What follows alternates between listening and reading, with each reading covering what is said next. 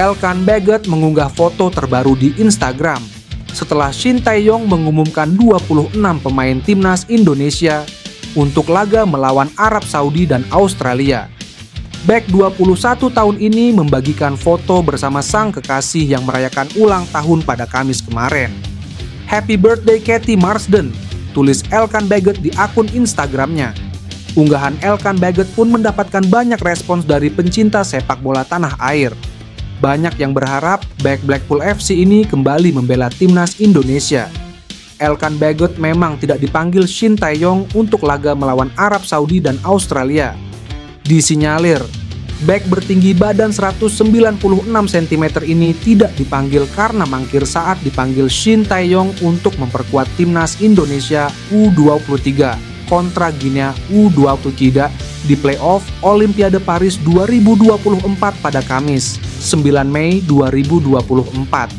Semenjak penolakan itu, Elkan Baggett tak pernah lagi dipanggil Shin Tae-yong. Pemain yang pernah memperkuat Gillingham FC itu tidak disertakan saat timnas Indonesia menghadapi Irak dan Filipina pada Juni 2024. Begitu juga pada September 2024 ini, Elkan Baggett juga tak dipanggil. Karena itu, menarik menanti keputusan Shin Tae-yong ke depan. Apakah pelatih 53 tahun ini bakal luluh dan kembali memanggil Elkan Baggett suatu hari nanti? Sebelumnya, Shin Tae-yong dan Elkan Baggett dikenal memiliki hubungan yang sangat baik dan kerap bercanda di luar lapangan. Kiper FC Dallas Maarten Paes masuk dalam daftar panggil Shin Tae-yong ke timnas Indonesia. Paes masuk dalam daftar 26 pemain timnas Indonesia jelang putaran ketiga kualifikasi Piala Dunia 2026 zona Asia. Di posisi kiper ada 3 nama lain, yakni Adi Satrio, Hernando Ari, dan Nadeo Argawinata. Mereka akan bertugas untuk pertandingan melawan Arab Saudi dan Australia. Maarten Paes menjelaskan, dia sangat bersemangat untuk bisa mencatatkan caps perdana bersama skuad Garuda. Shin saat ini sudah bisa memberikan satu tempat untuk Paes. "Saya sudah tidak sabar untuk bermain di pentas internasional untuk Indonesia," kata Maarten Paes. Pemain berusia 26 tahun ini melanjutkan, dia akan memberikan semua kemampuannya untuk mengawal gawang Indonesia. Apalagi, lawan yang akan mereka hadapi di depan mata tidak akan mudah. Selain Arab Saudi dan Australia, ada Jepang, China, dan Bahrain yang akan saling bersaing. Tentunya, butuh perjuangan ekstra keras untuk bisa berlaga di Piala Dunia mendatang. "Saya sangat bersemangat, saya tidak sabar untuk menunjukkan kualitas saya untuk Indonesia," tutupnya.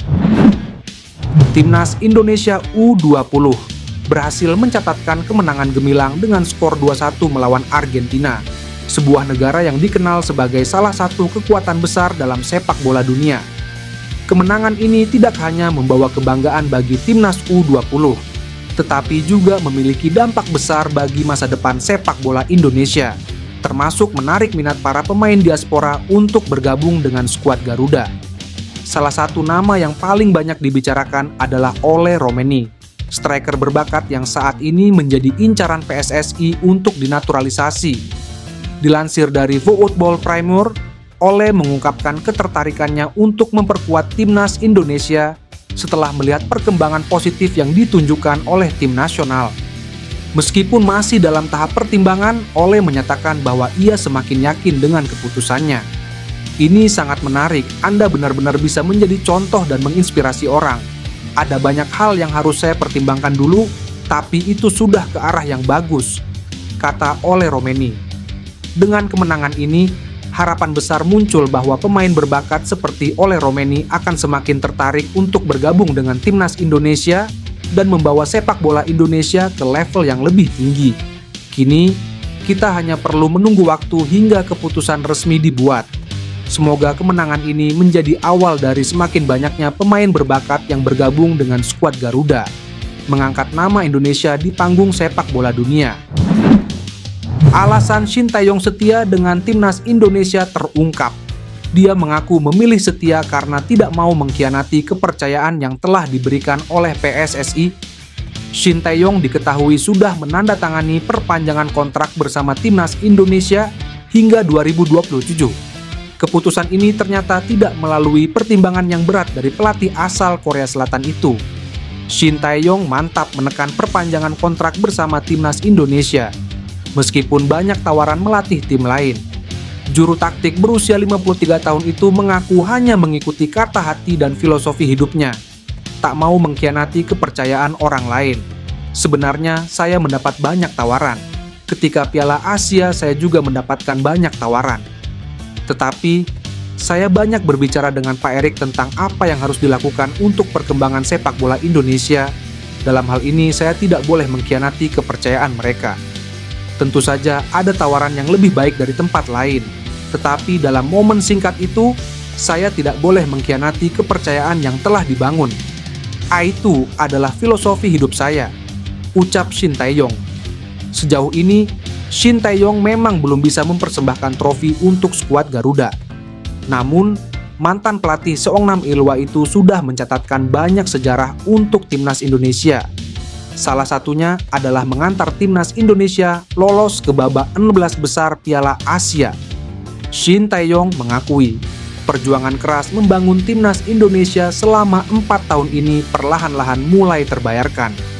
Proses naturalisasi pemain keturunan masih belum akan berhenti. Belakangan ada 2 nama yang muncul ke permukaan.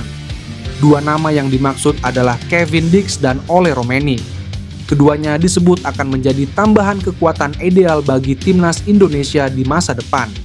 Menpora RI China Dito Aryo Tejo ditanya mengenai perkembangan rencana naturalisasi Kevin Dix dan Ole Romeni. Dito menyebut proses naturalisasi itu masih ada di PSSA. Saya kira itu masih berproses di PSSA, ujar Dito Aryo Tejo. Bersama FC Copenhagen di musim ini, Kevin Dix mencatatkan 32 penampilan dengan perolehan 1 gol, 2 assist, 4 kartu kuning, dan 1 kartu merah. Timnas Indonesia belakangan cukup sering memakai pemain keturunan yang berposisi sebagai bek, entah itu bek tengah, bek kanan, atau bek kiri. Menariknya, Kevin Dix juga seorang pemain bertahan. Pemain keturunan Belanda itu bisa bermain di 4 posisi pertahanan. Saat ini Kevin Dix masih berkarir di Eropa, tepatnya di klub besar Denmark, FC Copenhagen. PSSI memberikan kabar baik. Induk sepak bola di tanah air itu mengungkapkan Maarten Paes telah bisa bermain untuk timnas Indonesia. Perpindahan Federasi Maarten Paes telah disetujui FIFA. Kiper berusia 26 tahun itu telah resmi menjadi warga negara Indonesia, WNA, sejak April 2024. Namun karena pernah membela timnas Belanda U21, perubahan asosiasi Maarten Paes dari KNVB ke PSSI sempat terbentur statuta FIFA. Dengan begitu, Maarten Paes sudah bisa debut dengan timnas Indonesia. Penjaga gawang FC Dallas itu rencananya dipanggil untuk melawan Arab Saudi. Timnas Indonesia bakal melawan tuan rumah Arab Saudi.